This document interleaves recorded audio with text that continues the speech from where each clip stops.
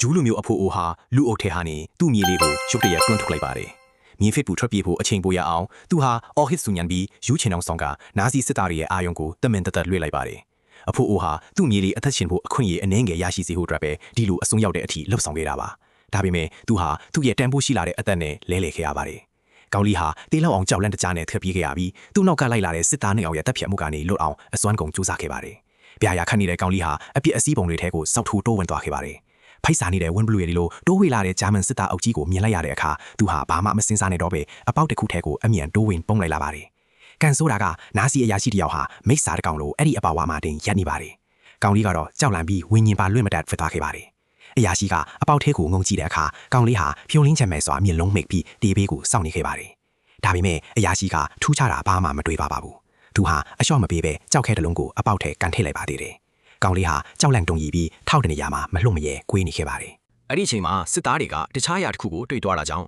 Alex တယောက်ဘေးရန်တဲကတီတီလေးလွတ်မြောက်သွားခဲ့ပါတယ်။ဒါပေမဲ့သူ့ရဲ့တကယ်ဒုက္ခတွေကအခုမှစတင်ရုံရှိပါသေးတယ်။ကြောက်လန့်တုန်လှုပ်နေတဲ့ Alex ဟာဘယ်ကိုမှမသွားရသလိုအိုးအိမ်မဲ့ဒုက္ခတွေတယောက်အဖြစ်နေစရာနေရာလည်းမရှိခဲ့ပါဘူး။ရီအရန်ကလာတဲ့အခါမှာတော့သူဟာမြေအောက်ပိုက်တီကနေယူစိမ့်နေတဲ့ရီကိုပဲတောက်ခဲ့ရပါတယ်။အရာထာကယွန်းစရာကောက်ပြီးမြူးချရခဲ့ပေမဲ့ဘာမှမရှိတာထက်ဆိုင်တော့တော်ပါလေတယ်။ဘိုက်လည်းအရန်စားနေတာကြောင့် Alex ဟာညမောင်တဲ့အရှင်ကိုအခွင့်ကောင်းယူပြီးအိမ်ကိုတိတ်တိတ်ဆိတ်ပြန်လာခဲ့ပါတယ်။သူဟာအရင်ဆုံးသူ့ရဲ့တငယ်ချင်းလေးဖြစ်တဲ့ Tripoli Snow ကိုရှာတွေ့ခဲ့ပါတယ်။ပြီးနောက် Snow ရဲ့ထပ်မြက်တဲ့အနံ့ခံအာယုံအကူအညီနဲ့ချန်ပီယံအောင်မှာဖွက်ထားတဲ့အစားအစာတွေကိုအလွယ်တကူရှာတွေ့ခဲ့ပါတယ်။ဒါပေမဲ့ Alex ပြလို့ရွှင်ဖို့အချိန်မရခင်ပါပဲနောက်ကနေလူတယောက်ဝုန်းခနဲ့ထွက်လာပြီးသူ့ကိုအဝေးကိုလှင့်ပစ်လိုက်ပါတယ်။သူကိုယ်တိုင်လည်းအရန်ထိတ်လန့်သွားပါတယ်။အဲ့ဒီလူဟာလည်းဂျူဒိုခါဗီတယောက်ဖြစ်ပြီး Alex အသေးအတန်တောင်းပန်နေလေကြားကပဲအစားအစာအလုံးကိုအေးဆက်ရက်ဆက်စွာလှူယူသွားခဲ့ပါတယ်။ Alex ဟာသူ့နောက်ကိုလိုက်သွားပြီးအစားအစာအနည်းငယ်လောက်ပဲဖြစ်ဖြစ်ချန်ထားပြီးဖို့ထပ်မံတောင်းပန်ခဲ့ပါတယ်။အန်အော်စရာကောင်းတာကအဲ့ဒီလူဟာငင်းပယ်ယုံတယ်မကပဲ Alex ကိုအရာတစ်ခုနဲ့ကောက်ပေါက်လိုက်ပါသေးတယ်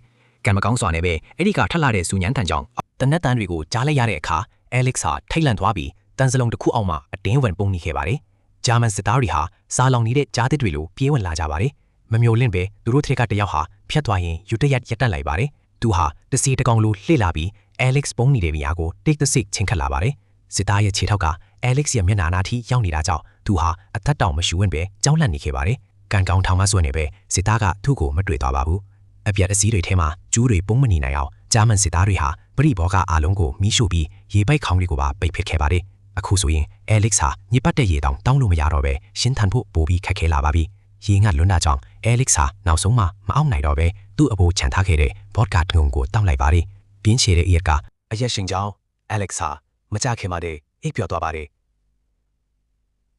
ဝေဝါးတဲ့အိမ်မက်ထဲမှာတော့သူ့အဖေနဲ့အဖိုးဟာ